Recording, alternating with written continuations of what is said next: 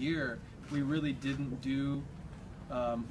The only real analog recording we focused on was like one time back when we were like trying to record a demo in like the late 90s, and everything since then has been digital. So our like frame of reference is kind of different, I think. The way we write is very digital. It's very technology based. We're always trying to create stuff that you know, we make from scratch, handcrafted sounds that like it feels like for us like that's one of the most exciting ways to write, and the most almost like surefire way to like create something that nobody else can have, you know, from like a sonic, almost like an engineering standpoint. But you know, from a production standpoint, the idea of like, as we've gotten older, the idea of the quality of the recording and the quality of the sound has gotten more important to us. With each record, and I think even on this, we're actually in the studio right now, and you know, we've been upping sample rates and playing with analog equipment and playing with, you know, recording to tape and doing things that we have not done before, and this is the first time we've done it, and one of the things that you do that one does when they're experimenting with that is being sound quality, and you start to realize very quickly that there is sometimes a very big difference. I also think too that a lot of people just listen to their music or watch TV through either the TV speakers. They open their laptop, they listen to it through their crappy little, you know, speakers on their laptops. They put their earbuds in. I think a lot of people assume that because you're buying like a high quality product, like, you know, a new phone, and it comes with those earbuds, that they're like, they put as much energy into that sound as they did into their phone. When actually the opposite is actually probably more true. They're looking for a decent sound that's probably the cheapest thing to throw in for free on their $600 piece of equipment, right? And for us, you know, we know that there are products out there that actually are affordable and actually do have a lot of science and do have a lot of passion put into them. And Harman is a company that creates those products. You know, when I was growing up, my brother was a big speaker head, and the speakers that he dreamed about getting were these infinity towers. And I remember him bringing them home and setting up in his room, and we were listening to records, and it was just like the sound, the quality was so different that burned infinity into my mind. And it's always been the apex of quality, and it's always, even when you know, put it next to ridiculously overpriced products, the quality is superior. And so for us, you know, we want our fans to experience our music and the music of other artists the way it's supposed to be heard, you know. The best way for us, I think, you know, to come out with a product that really feels like something special was with Infinity One. We wanted something that was portable, durable, not super expensive, that put out better quality sound than all the other things that people are being told are really, really high quality, and they're just not going to even match up, you know. And so for us, this is a really exciting opportunity to give people a chance to start paying attention to the quality of sound as opposed to the quality of the song. I mean, the songs are important as well, but you know, when you put on a great record on some really great headphones and you listen to it, the experience is so much more different than slapping in some earbuds and listening to them until your ears hurt, you know? Okay. When you visit Harman, as I have, and you sit down with the engineers, they have a lot of ways to change sound.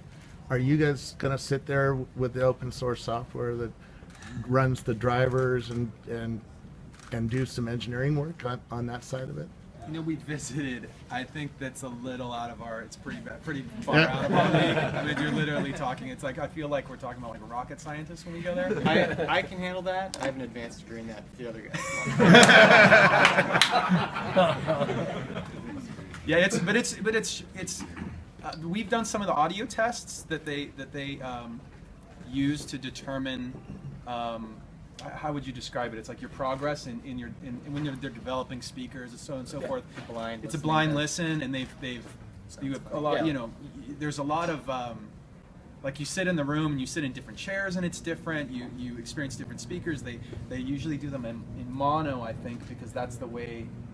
There's in other words, there's so many components of it that they, over many years of experience, they've kind of, you know, it's the trial and error that they've arrived at this spot. And when we actually sat and did a blind test with speakers and again, like what we got from it was like that the sounds of these speakers are so vastly different. Yeah. They're just, you know, and some of them are good, but some of them are just, you listen to it and you go, wow, I can't believe that costs more than this. It doesn't make any sense. Yeah. It's amazing. I think that's like can't be stated enough that the same song, and I think the idea of it is, oh, it's a digital file, it should be exactly the same in whatever capacity I experience it. And you could hear the same exact file depending on the environment, and in particular the speaker and the audio.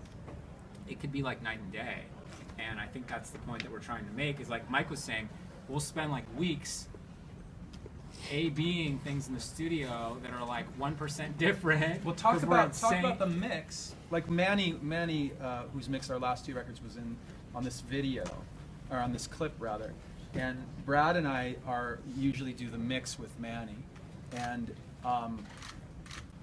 my understanding, you know, as a non-audio scientist or whatever, is that about a dB, 1 decibel, is essentially about a unit of like what a human can perceive as a difference in level, right? So if you have a sound level and you turn it up 1 dB, you'll hear that. Just to give you an idea, like you're listening to essentially like one stereo track, one stereo file of audio and turning it up or down.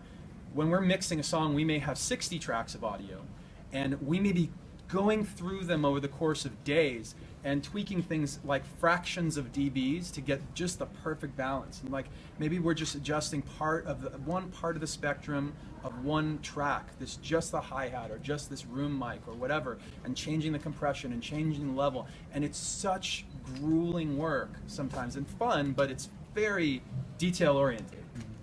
And then to have that completely lost in the like, and then you like play it, you know, some of these ways we're talking about, it's like, I don't think the fans necessarily realize that's going on, and once they open their eyes to it and just like, you know, and realize that they have a choice in the matter, and they can affect the difference and enjoy something more, like why would you choose to not enjoy it more, you know? And I think for me, one of the things that I was excited about that I'm seeing happening here is that there's all the talk of the digital versus analog, that kind of thing, and as much as I've tried to go for a run with my vinyl backpack and playing the record on it, it doesn't work. So at some point, you're going to go MP3, and so it's almost, now we've gotten to the stage where you're using technology to introduce and address the problems that technology has created with sound, and kind of addressing that and fixing it so that you still can listen to an MP3, but have it have great sound. You still can listen to different, you know, compressed files and hopefully hear them how we want our fans to hear them. Yeah, That's like the perfect thing. If you can have the best of both worlds, then let's do it. yeah. These are like the unintended consequences of where technology has brought us, right? It's funny because you know, I became like a Beatles fan in my late 20s. Before that, I just thought I just didn't get it. And you know, listening to a lot of the records, there's a lot of these things that are going on in the mix where, you know, you've got all the bass tracks over here.